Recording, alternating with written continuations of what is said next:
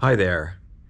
Before we get into this episode, I want to apologize for it coming out a bit late. Kind of explain what's happened. If you've been paying attention to the news, you may or may not know that a catastrophic winter storm happened in Texas over, well, now it's the past week. Um, and a lot of death and destruction happened throughout the week. I was reading about just like people finding like frozen bodies in the streets.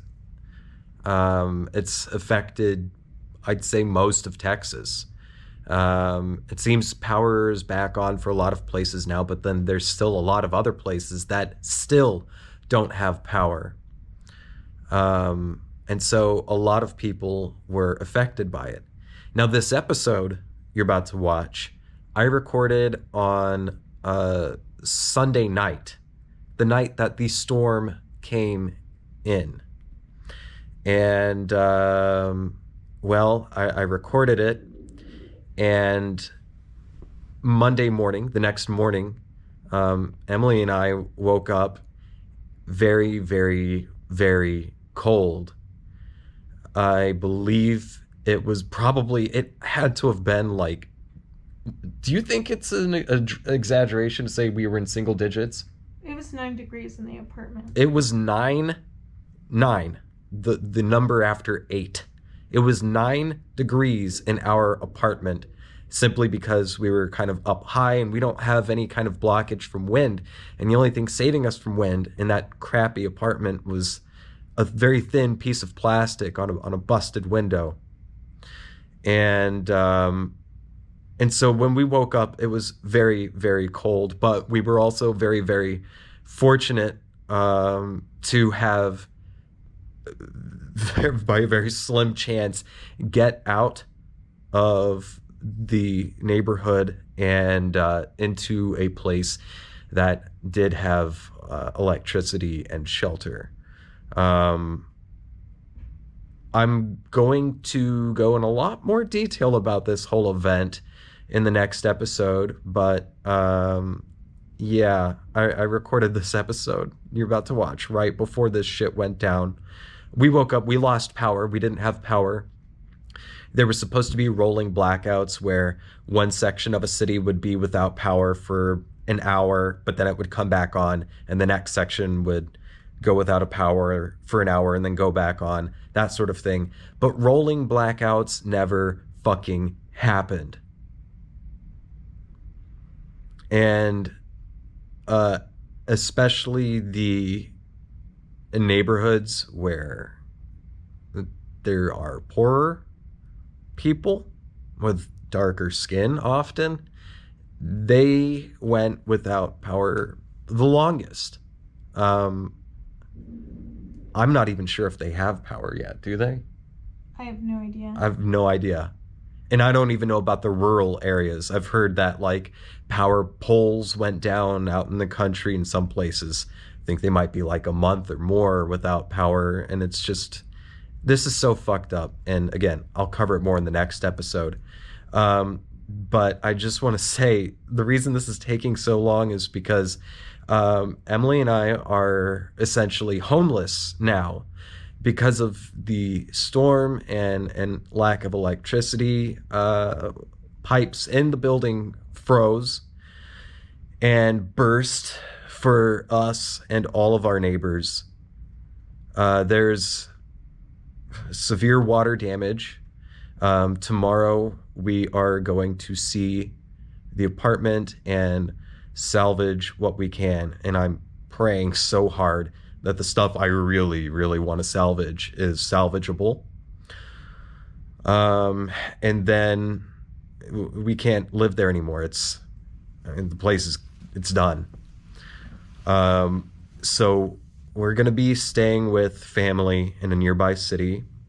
And I don't know at this point if I can guarantee that I will be able to get a new episode out every week.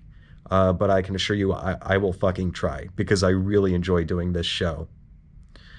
So, yeah, because we live in Austin, Texas, in case I didn't make that clear yet. My brain is mush after all this bullshit.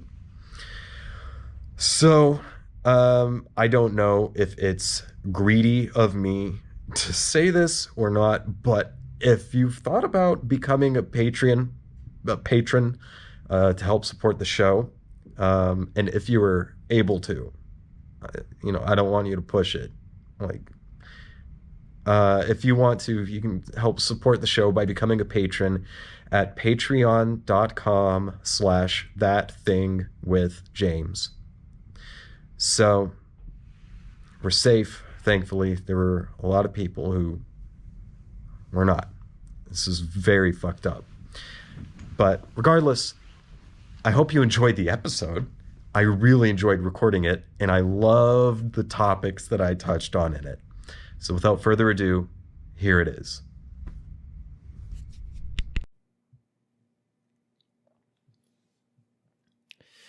In heaven, everything is fine. In heaven, everything is fine. In heaven, everything is fine. You've got your good things, and I've got mine. In heaven, everything is fine. In heaven, everything is fine. In heaven, everything is fine. You got your good thing, and I got mine. In heaven, everything is fine. In heaven, everything is fine. In heaven, everything is fine. You've got your good thing, and I've got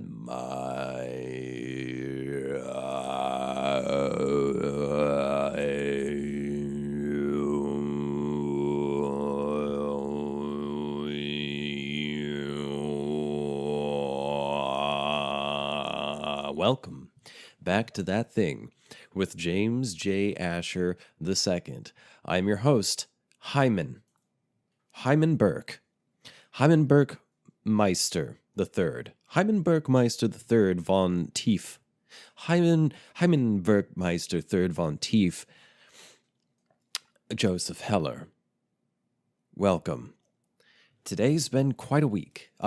What today? Today. I usually record these on Sunday and then release the episode the following Friday. So today is Sunday, February 14th, Valentine's Day, 2021. It is currently 2:25 p.m. Central Time Zone, United States of America, Austin, Texas. And let me tell you, it's a little bit chilly today. The low is supposed to be 11 today, and a projection of another low of 11 degrees Fahrenheit tomorrow. And if you hear any kind of humming in the background, that is one of these space heaters that I am not going to turn off. And if you hear a crinkling in the background, that is the plastic I put up on all the windows, because this is a very old drafty apartment with literally zero insulation. And it's drafty and old, and the landlord who owns this fucking heap doesn't keep up with these apartments. No, he will raise the rent, but fix nothing. Nothing improves, just the rent goes up. And the quality of the apartment continues to crumble, to disintegrate, to just vanish like a puff of dust in the air, rotting, bowing under the weight of it, under its own weight. The rotten, moldy bones of this building, built in 1932, bowing under its own weight, becoming more and more depreciated every week. So, it's cold. And when it's cold outside, it's cold in here. And when it's hot outside, it's hot in here. So I've got stuff on. I'm wearing my onesie for the viewers. I am wearing my what is this? Velour. I'm wearing a thick velour onesie, multiple layers, 2 socks, 1 cotton pair and 1 wool pair of socks. I'm wearing fingerless gloves like a Dickensian character. I've had these fingerless gloves for probably a decade now. Holy shit. And I remember one time in grad school, I was at the bar and it was like 5 p.m. So I was pretty well wasted by that point. And I was drinking with one of my professors who also drank a lot and was pretty well wasted by that point. And I was sitting out in the back beer garden area, and let these sirens pass. I don't know if you can hear that. Let me take a drink of water, see if you can hear the sirens.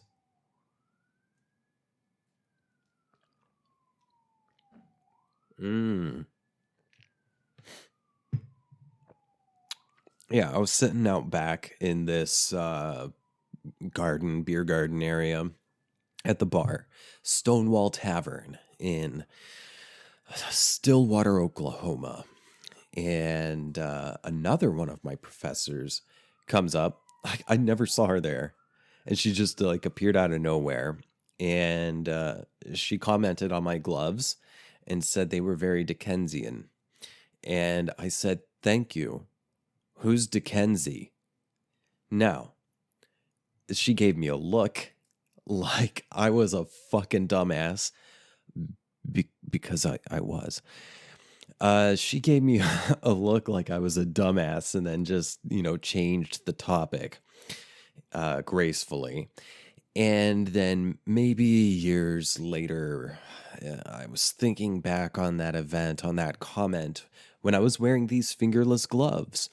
And it occurred to me, oh, Dickensian, Dickensian, like Charles Dickens. Like these are gloves of like a fucking bum character in a Charles Dickens novel would wear.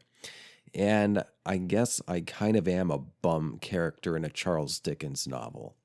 And that's what gives me so much charm and character. I'm a 18th century London ash and soot-sodden bum talking to you through the internet in future Dickensian times. Let's see. Oh, and I just remembered the other professor that I was there drinking with, who was as drunk as me at that point, probably more drunk. He drank a lot. God rest his soul. He quit drinking before he died. He died of MRSA. Like he got the flu or something, had to go to the hospital, contracted MRSA, and it started eating his lower spine, and then he fucking died. God rest his soul.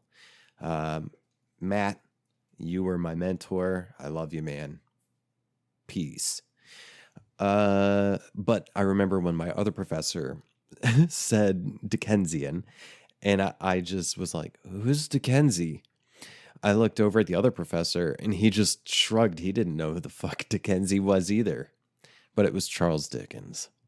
Speaking of books, I've finally gotten back into reading. I've been trying to read some other stuff, and it's just, I couldn't really get into anything. And then over the past few weeks, I've just been thinking about Apocalypse Now. I think it's time to watch that movie again. And thinking about that made me think of the novella that the movie is based on. You probably know this. If you don't know it, the film, what's his name? Francis Ford Coppola film, Apocalypse Now, which is like my favorite movie, is an adaptation of a book that was originally published in 1899 called Heart of Darkness, written by a Polish man named Joseph Conrad. written in English, published in English, and English was Joseph Conrad's fourth language, if I'm right. I'm pretty sure it was his fourth language. For viewers, I'm holding up a copy, Heart of Darkness. It's pretty short. With this one, it's like 90 pages. I guess on this, it's like 104 pages. So it's pretty short. I'm almost halfway through it now. And I first read it back like when I was like 15, and I was very intimidated by it. But it is regarded as one of the greatest works ever written in the English language.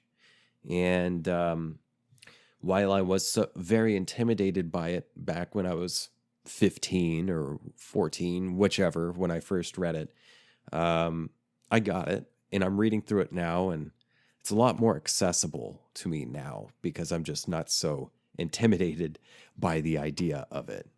You know, when something is regarded with such high regards, it puts it up on a pedestal, and you kind of psych yourself out. You think, well, fuck, am I even going to be able to get this? This is high art. I don't know if I'm smart enough for this. Not to mention the copy that I read originally, the print was very small, which is not uncommon for like, you know, modern prints of really old stuff. You know, what is it? Royalty-free stuff. What does this say? Public domain. To public domain books. It's not uncommon to find these things just printed and formatted in a fucked up way that's hard to read, inaccessible in that regard. So the first copy of this book I read was like that. It was very small print and just completely riddled with footnotes. And while I read through it, the thing with footnotes for me is if there are footnotes on the page, I have to read them. Let me rephrase that. I feel an insatiable urge. I feel compelled to read the footnotes as I go along. And I've heard before, like, if you're reading something that has footnotes, just read it through without reading the footnotes, and then go back and read it and then stop to read the footnotes. But frankly, that just seems like a lot of fucking work. It's work to get through a thing already. Why would I want to go back a fucking second time to read the footnotes and then get some context for the flow that I just read? So there's that. Plus, it's just sort of like some, I guess, neurotic drive for me. Like, if there's footnotes there, I got to stop and read them. Like, I'll finish a sentence. I'm going with the flow. And then a paragraph or in the middle of the paragraph, there'll be parentheses 2. And then at the bottom, there's the footnote, numbered, the second footnote. And it's right there. So it's like the prompt for the footnote already fucked up my flow, you know? And it's right there at the bottom of the page. And now I'm curious, what the fuck does this footnote mean? Like, what's this about? And then I go down there and I read what the footnote says. And then it, adds some kind of fucking context to the lines that I had just read. But more often, a lot of times, it's like, okay, cool, that's interesting, but it doesn't really fucking add anything to this. It's like, yeah, maybe it adds some context for, historical context, which is cool. Like, I guess it's cool in a very academic sort of sense, but then, a lot of time if I'm just reading something just for entertainment, not for intellectual pursuits, but just to read, it doesn't add anything. Like, okay, so this is about a fucking tombstone that people in London used to visit back in 1853. All right, cool. I just liked the sound of the word. The sound of the word sounded fine. And, I got the idea that the guy's talking about a fucking headstone. He's talking about something dark. Throw in, some reference, whatever. So this doesn't have footnotes. So I'm not having that problem. Now, there's another book that incorporates footnotes, but it's not like added intellectual meat. I'm talking about a book called House of Leaves, written by Zuendowski, something like that. Let me look this guy's name up. It's a great book. It's a psychological horror novel, and there's nothing else like it. House of Leaves, written by Mark Z. Danielewski. And this guy, Mark Z. Danielewski, is the brother of the musical artist Poe. You may be familiar if you're a older millennial or Gen X or just like a cool Zoomer or something, then you'll know who Poe is. And of course, Poe got her stage name from one of the greatest writers ever, Edgar Allan Poe. Poe, she wrote that song, I wanna, Johnny, Angry Johnny. Not to be confused with Angry whatever from Aphex Twin. Aphex Twin, Angry Birds. Wait. Rubber Johnny. Oh, no. I'm thinking Rubber Johnny. If you really want to get fucking freaked out and disturbed, watch the music video for Rubber Johnny by Aphex Twin. Oh, man, that's a fucked up video. Let's see here. Angry Johnny by Poe. Originally released in 1995. Johnny, Angry Johnny. This is Jezebel in hell. I want to kill you. I want to blow you away. I want to kill you. I want to blow you away. I can do it to you gently. I can do it to you with an animal's grace. I can do it to you with precision. I can do it to you. I do it to you. I can do it to you gently. I can do it with an animal's grace. I can do it with precision. I can do it with gourmet taste. But either way, I want to kill you. I want to blow you away. I can do it to your mind. I can do it to your face. I can do it with integrity. I can do it with disgrace. But either way, I want to kill you. I want to blow you away. Johnny, Angry Johnny, this is Jezebel in hell.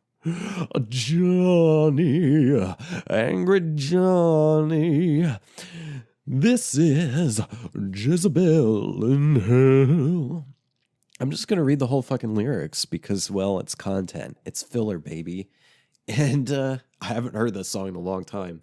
I didn't even know all the words. I didn't know it was Jezebel in hell. I had no idea what Johnny, Angry Johnny, this is blah, blah, blah. I had no idea. I just heard phonetics that didn't form into any kind of word.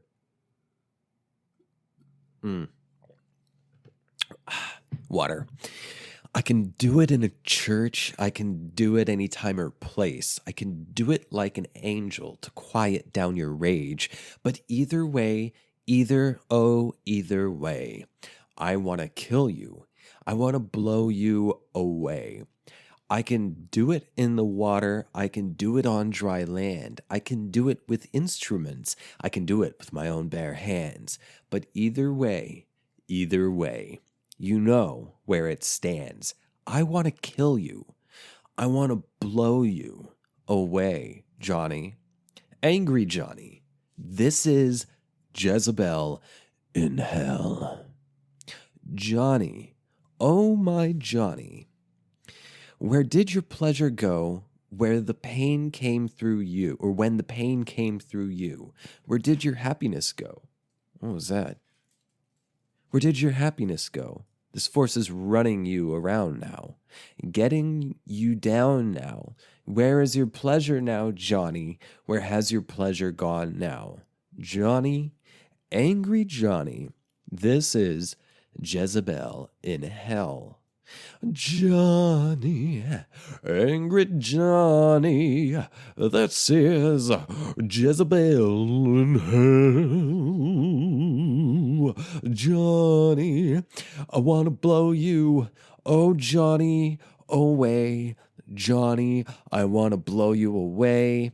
Johnny, everybody really doesn't feel okay. Johnny.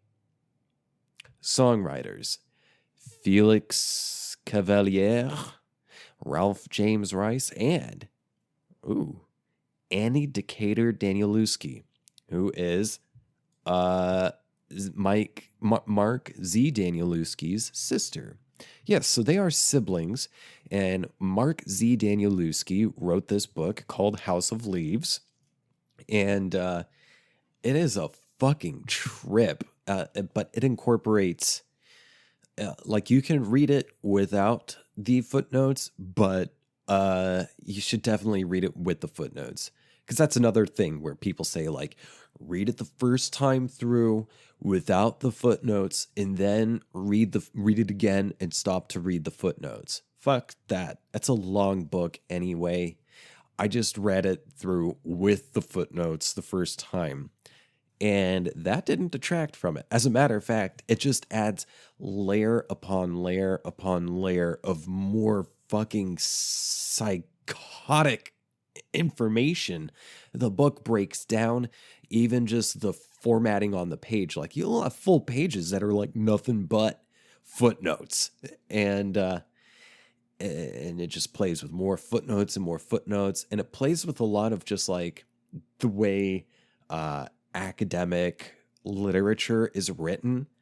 It's sort of a critique on academic papers, because the guy who wrote it, Danielewski, he is an academic, and the way the book is written makes fun of that kind of stuff. It's sort of a satire in that way, and but it's also deeply fucking disturbing, and it messes with you, like, you, the reader, feel like you're getting sucked into something. It's you just got to read the book. It's amazing.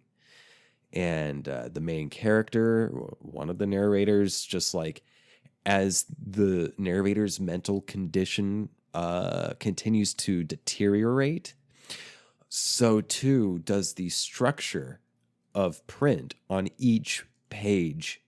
Like, there's one part where I believe the character's like running down some stairs, and it's like the stairs are endless, and the words are written, it's not like block print on everything.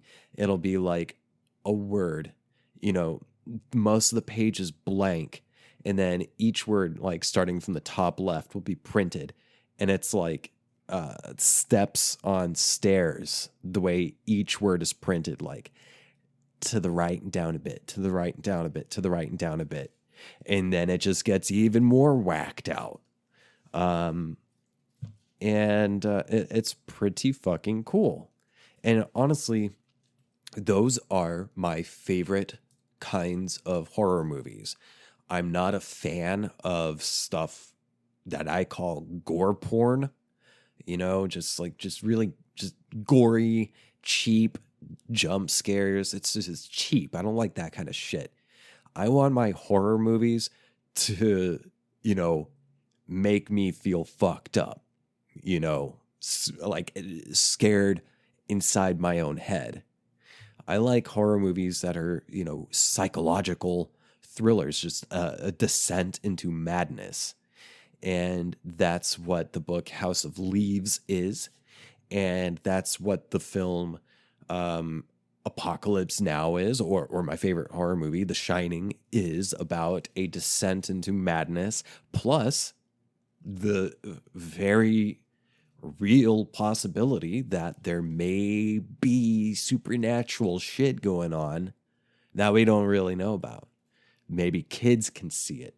Maybe the mad can see it, but, normies can't really see it, but maybe it's really influencing everything. And also, the descent into madness and everything is at the heart of Heart of Darkness by Joseph Conrad.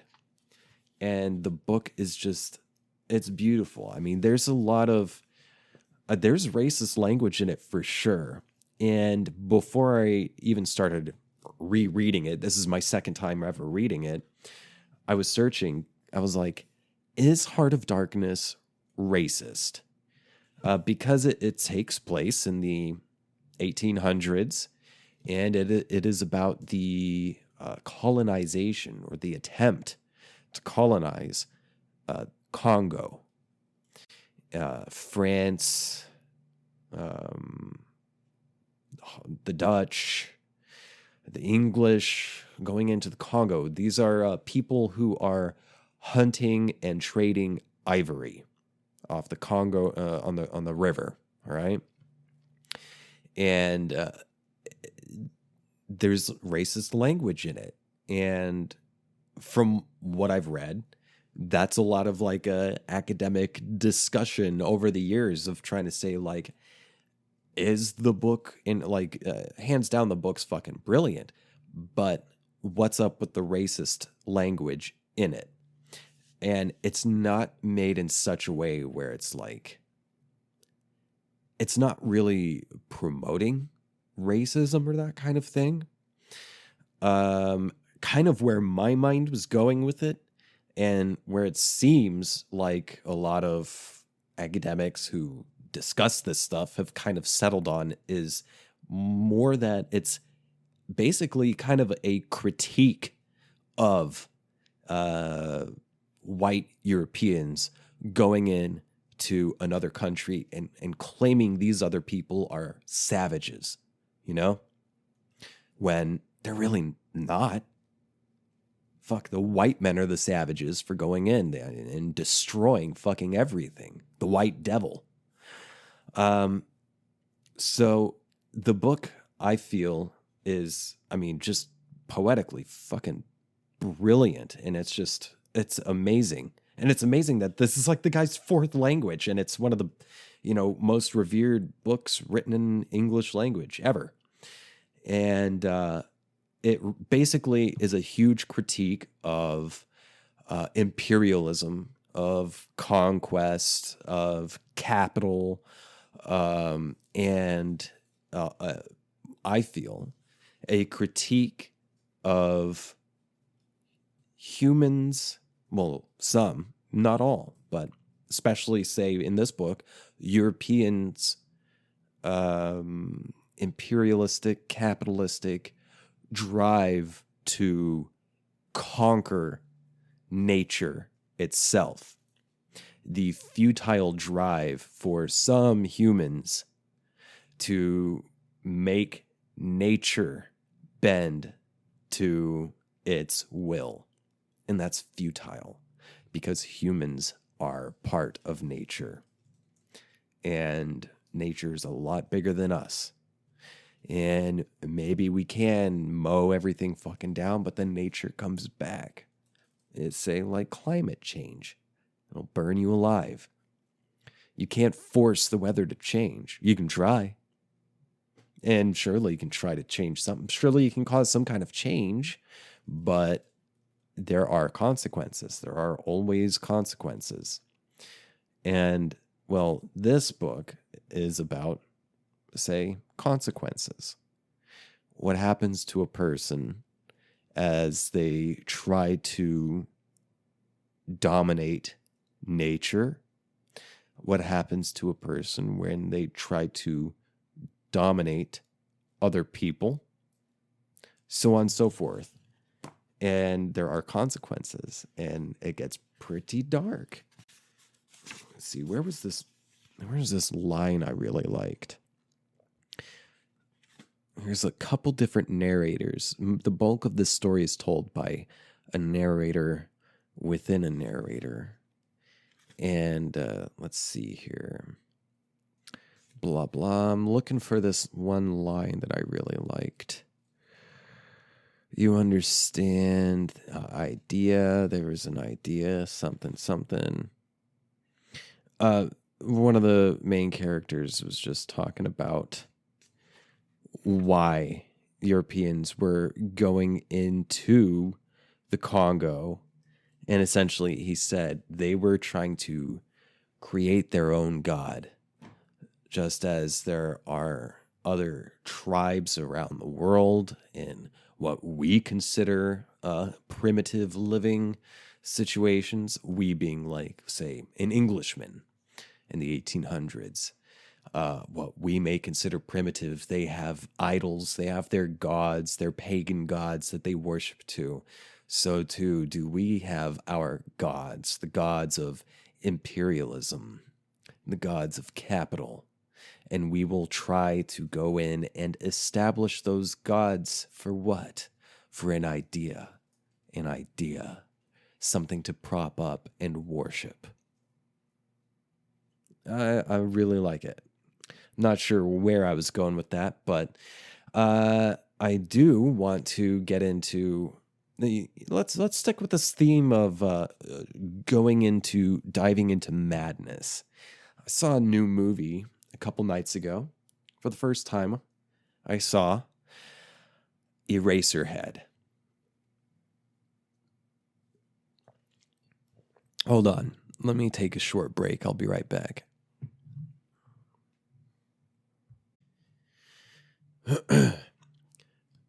Before I get any further into my free-form review of Eraserhead, I did find the section I wanted to share from the beginning, near beginning of Heart of Darkness.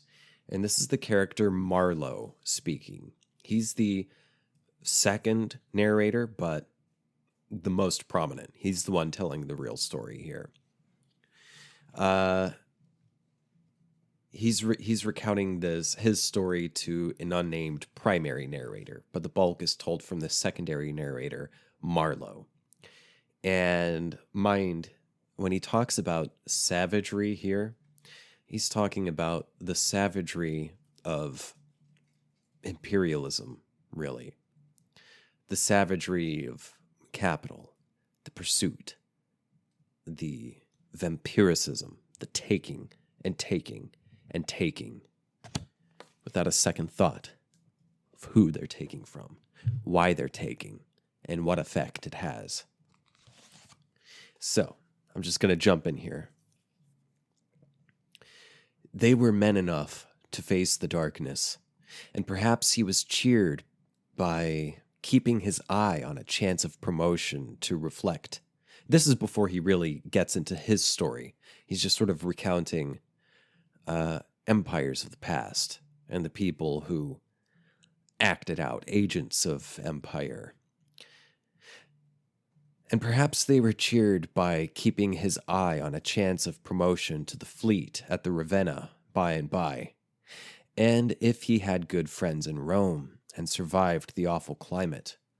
Or think of a decent young citizen in a toga, perhaps too much dice, coming out here in the train of some prefect or tax gatherer or trader even to mend his fortunes.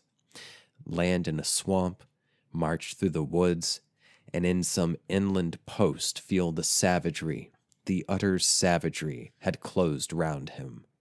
All that mysterious life of the wilderness that stirs in the forest, in the jungles, in the hearts of wild men. There's no initiation either into such mysteries. He has to live in the midst of the incomprehensible, which is also detestable. And it has a fascination, too, that goes to work upon him. The fascination of the abomination. Imagine the growing regrets, the longing to escape, the powerless disgust, the surrender, the hate. He paused. Mind, he began again, lifting one arm from the elbow, the palm of the hand outwards, so that, with his legs folded before him, he had the pose of a Buddha preaching in European clothes and without a lotus flower. Mind, none of us would feel exactly like this. What saves us is efficiency. The devotion to efficiency. But these chaps were not much account, really. They were no colonists. Their administration was merely a squeeze and nothing more, I suspect. They were conquerors, and for that you want only brute force, nothing to boast of when you have it, since your strength is just an accident arising from the weakness of others. They grabbed what they could get for the sake of what was to be got. It was just robbery and violence, aggravated murder on a great scale, and men going at it blind, as is very proper for those who tackle a darkness. The conquest of the earth, which mostly means the taking it away from those who have a different complexion or slightly flatter noses than ourselves, is not a pretty thing when you look into it too much. What redeems it is the idea only, an idea at the back of it, not a sentimental pretense, but an idea, and an unselfish belief in the idea, something you can set up and bow down before and offer sacrifice to. He broke off. Flames glided in the river, small green flames, red flames, white flames. Who the fuck is yelling in the background? Shut up! I'm reading literature. He broke off. Flames glided in the river. Small green flames, red flames, white flames, pursuing, overtaking, joining, crossing each other, then separating slowly or hastily. The traffic of the great city went on, and the deepening night upon the sleepless river. We looked on, waiting patiently. There was nothing else to do till the end of the flood.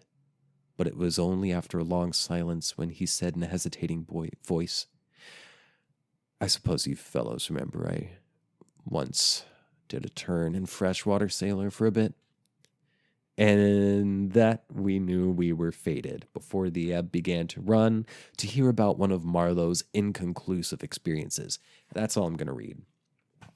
The idea, something to set up, to bow down to, and to worship. The idea, an idea, an idea. Whose idea? An idea. And that idea is the source, possibly is. That idea could be viewed as a source of the misery and madness you can find in the film Eraserhead. Yes, yes, yes. I love how this is coming together. Eraserhead, it was fucking disturbing and great. I love David Lynch. In case if you couldn't tell that about me by now, I'm the type of person who likes David Lynch. And this was my first time watching his debut film, Eraserhead. And I learned just this morning that Eraserhead was one of Stanley Kubrick's favorite films. Not only that, but it was like the driving influence on Kubrick as he made my favorite horror film, The Shining. He made all the cast and crew watch Eraserhead before they started really producing the Shining film adaptation. And from what I read, just the movie Eraserhead was a huge education for Kubrick. The idea of just the noise, constant humming in the background. It sets you on edge. An education in just setting the camera down in still, long, drawn out moments where it doesn't move, or maybe it moves so slowly it's nearly imperceptible. When you stop, the audience will look deeper they'll start looking. What's supposed to happen? Am I missing something here? It draws you in. You start looking closer. You get out your scalpel. Start slicing into the scene and trying to figure out what is happening. Why are we stopped? Is this ever going to end? What is that humming noise? Is something going to jump out at me? Muted colors, still camera, long, drawn out dread. Eraserhead taught Kubrick how to communicate dread. And Eraserhead is nothing but fucking dread and dread. And it's funny. The first half, at least, is funny. In the classic absurd, it's a surrealist. I don't even know if I could call it absurd. Well, there's absurd elements, but I'd say it's the baseline is surreal. And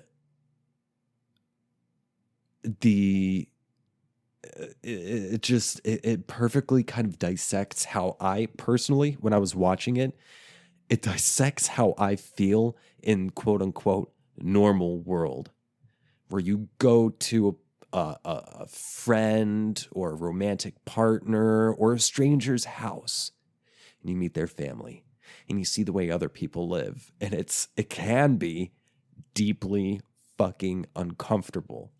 But beyond that, I say, I'm sure, who the fuck knows what Lynch was going for? Honestly, I don't think he even fully knows, and that's fine. What he is doing is basically what I describe as like being a stenographer.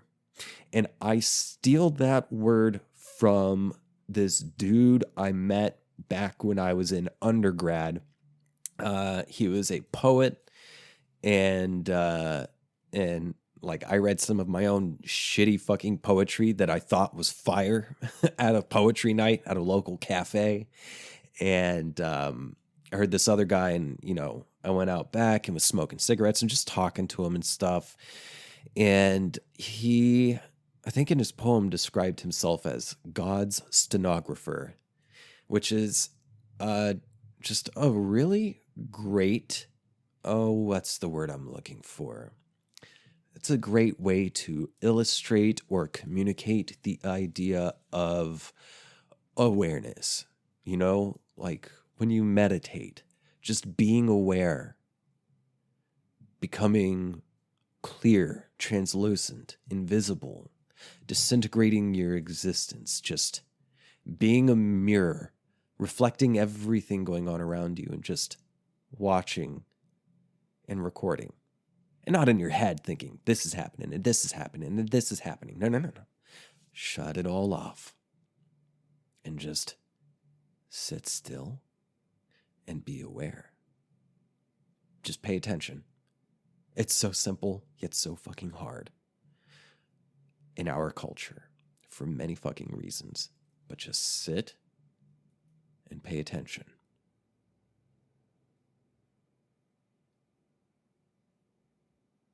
Well, what I feel Lynch does when he makes something is an idea comes to him. I don't even think. Maybe he would say something different. But the way it strikes me is that a lot of his ideas, especially the stuff that's really far out, where it's just like, what the fuck is this? It's just that an idea comes to him and he's like, okay, this just struck me, so I'm going to try to translate it as well as I can. And that's it. And also at the very beginning, it starts out in this space. There were a lot of recurring, say, visual and conceptual motifs in Eraserhead that I saw. I'm like, wait a second. That floor is like the floor in the other place behind the curtain in Twin Peaks, the zigzag black and white floor.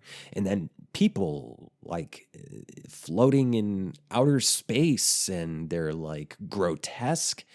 And I'm watching this at the beginning of Eraserhead, and I'm thinking, like, what are these beings supposed to be? Because he puts this stuff in his other works as well, and it's like, what the fuck are these supposed to be? These things in space, in this other realm beyond the veil? Like, are these supposed to be gods or other types of beings that our senses, especially our conscious, culturally flavored, culturally colored egos can't really perceive or comprehend? Are these things beyond our comprehension? What is it? And then it occurred to me, it's like, yeah, don't even try to comprehend it. But that space, what if it's always in space? What's up with this thing with like being in space, being beyond in another realm? And it occurred to me while I was watching it, wait. So this isn't Lynch consciously doing this to say this, that, or the other. No, this is Lynch communicating as best he can, translating as best he can experiences that he has, because I know he's really into meditation and really into the imagination. And when you sit, I mean, these things go together, meditation and imagination. And when you sit, you may find yourself going somewhere, to some space. If you spend time really paying attention to your imagination, to your inner world, which may also be the outer world, the outer limits, stuff may come to you. Ideas, sounds, images. Where do ideas come from? And maybe it's the space of ideas that he's communicating here. And maybe when he puts these recurring motifs, especially the things in space, like this other realm or whatever, maybe it's not him putting his ego in there per se. It's him translating his personal experience. He's not saying like, this is something I thought of and I'm going to put it in my film or in my TV show. No, the way I perceived it was, this is something that I didn't think of. It's something that I'm part of, much as you and I are parts of nature. Therefore, it is futile for us to try to conquer nature. Same goes for inner life, for the realm of thoughts and ideas and just things beyond our human comprehension. We are parts of this space, and we don't control it. We don't own it. You are in another sense, this is something I've thought of for a long time. What if I'm a figment of your imagination? Or what if together we are figments of someone else's imagination? You know, sort of simulation theory kind of thing. Whatever it is, I feel like a lot of the stuff, especially the other realm, outer space stuff, is just Lynch trying to communicate his experience of like, this occurred to me and I don't own it. I'm just a part of it. It came to me and I want to share it with you. And that's it. Now, when it comes down to a lot of the other stuff, I feel like the movie was about anything you want it to be, really. What struck me, just because human mind, especially European, American influenced mind, cannot help but try to find meaning and place meaning on something, for better, for worse, or for weirder. And the meaning my mind kept trying to apply was, this is kind of, especially the part where the main character, what's his name? Henry? I think it's Henry, goes to his sort of girlfriend's maybe not baby mama's parents' house where she's staying, and just this idea of like the American dream or the American way. It's just unnatural and disturbing. Like the whole thing was just basically saying the way it hit me was like, here's what is traditional. Here's like what you're supposed to do. And it ain't fucking normal at all. It's very cold. It's very unnatural, and very fucking disturbing. And it kind of reminded me a bit of not stylistically, but just the idea of taking the mundane, taking stuff that people tend to think, well, this is just the way it is. This is how we do things. Looking at that, taking a step back or taking a step inward into it and really looking at it and realizing this is fucking disturbing and bizarre and, again, unnatural. It reminds me of Fellini. Fellini films do that really well, where he will go into, life, just the way the culture is set up. Take a look at it, experience it as if you are an alien.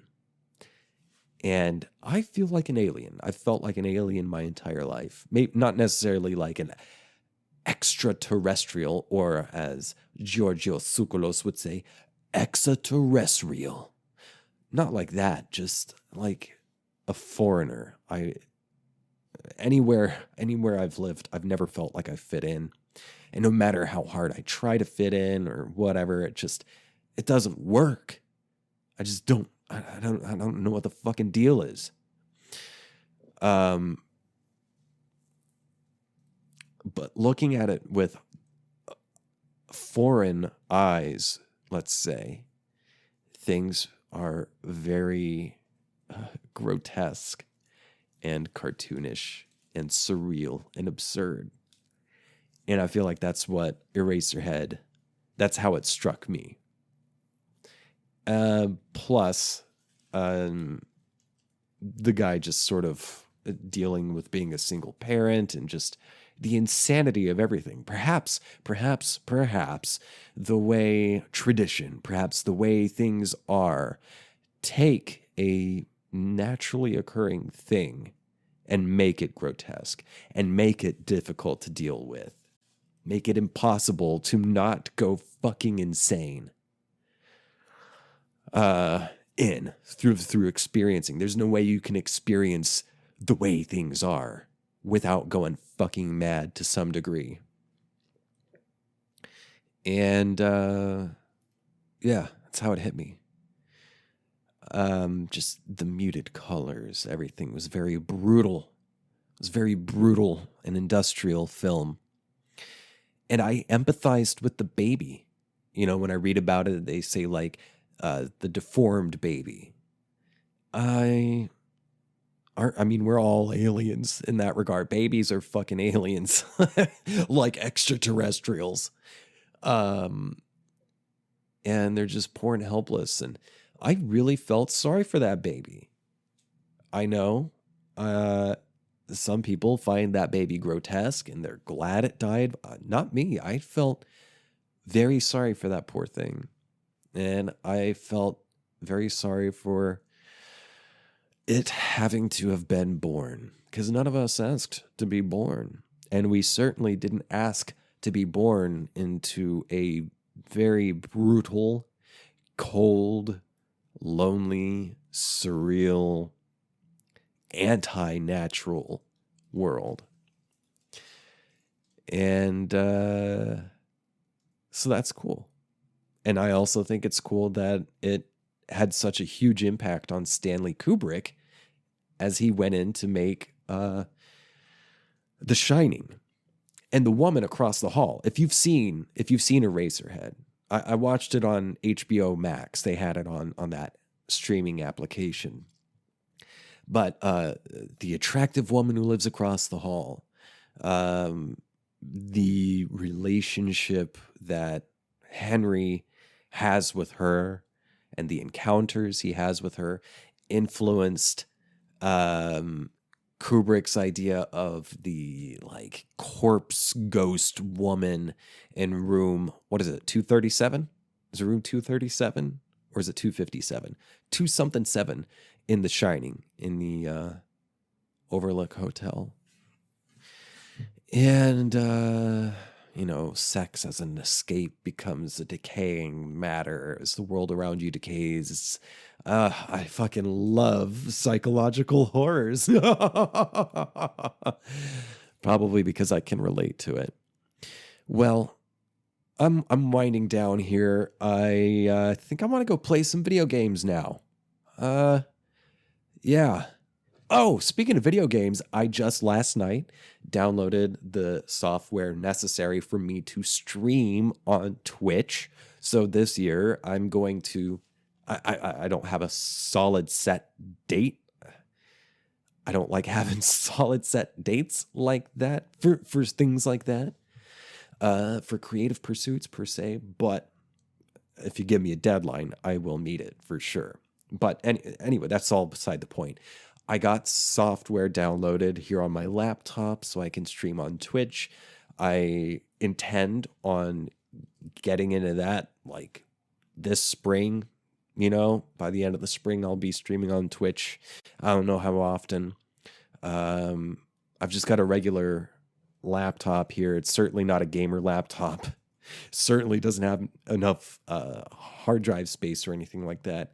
I do have a console. I've got gaming consoles. So I'll definitely be doing like just chat streaming on Twitch. And once I figure out how to get the game to stream from the console into the OBS program here on my laptop, while also getting myself on the camera and microphone into the same stream, I'll be streaming games too. Once I can figure all this stuff out. Ideally, man, I'd love to have a PC again. I started life a PC gamer. I was a PC gamer for a long time, and then just life happened. Didn't have enough money or space to keep up with a fucking beast of a machine. But whatever the case, I'm going to be on Twitch soon. My username right now is Theater of Cruelty. Theater spelled the French way, R-E instead of E-R at the end, R-E of Cruelty, based on the type of the theater concept developed by the madman Antonin Artaud, which I should do an episode about him. Interesting guy. What else? Oh, if you want to help support the show, if you're able to, please, I encourage you to help support the show. You don't even have to donate a whole lot. But if you're able to and comfortable enough, please, I invite you to become a donor at patreon.com/thatthingwithjames. You can find multiple subscription levels there. And I'm trying to think of stuff to put out that won't take up so much time on my limited time that it'll drive me fucking mad. Exclusive things for donors, exclusive content. So I'm still trying to figure this stuff out. 2 years in. Let's see what else. Yeah, become a donor, patreon.com/thatthingwithjames. If you have any questions for me, if you are in need of any kind of advice you'd like me to give on the show, if you have any stories or subjects you would like me to cover on an episode, send me an email at thatthingwithjames@gmail.com. Oh, before I forget, thank you to my current donors. How rude of me. Thank you. I appreciate it. Send questions, suggestions, love letters to thatthingwithjames@gmail.com. You can find me on Instagram and Twitter. My handle is @JamesJAsher. And I also have a subreddit that I don't post on a whole lot, but I would love it if you would go on and do some good quality shit posting. Give me some really bad fucking memes. Not distasteful. It's not some like, 8kun 4chan shit, but give me some good shit posts. Give me some good memes. Submit some like artwork or something at r/thatthingwithjames. And that's all I've got for now. Thank you for tuning in. I love you so much. If you haven't read Heart of Darkness, I strongly encourage it. If you haven't seen, and if you haven't read House of Leaves, I encourage you to read it. If you haven't heard Angry Johnny by Poe, I encourage you to listen to it. And if you haven't seen Eraserhead or The Shining or Apocalypse Now, I encourage you to do all those things. Watch them, read them, hear them, love them. Much as I love you, thank you for tuning in. Catch you in the next episode. Mwah. Bye.